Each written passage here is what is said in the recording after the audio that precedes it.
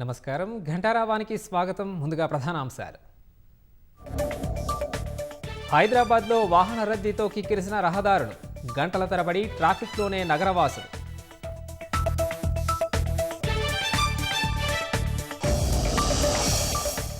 రాష్ట్రంలో పునరుత్పాదక విద్యుత్ ఉత్పత్తి రంగం అభివృద్ధికి సన్నాహాలు, 80,000 కోట్ల పెట్టుబడులకు సీఎం సమక్షంలో ఎన్టీపీసీ సుముఖత. రాష్ట్రంలో కోలాహలంగా రాఖీ పండుగ వేడుకలు, సీఎంకు రాఖీ కట్టిన మంత్రులు, అనుబంధాలకు ప్రతీకగా రక్షాబంధన్.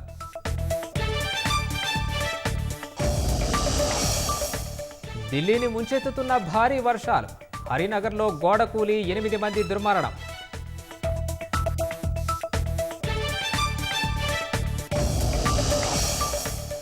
గాజా స్వాధీనంపై ఇజ్రాయెల్కు తీవ్ర వ్యతిరేకత, మరింత రక్తపాతానికి దారితీసే చర్యను పునఃపరిశీలించాలని ఐరాస డిమాండ్.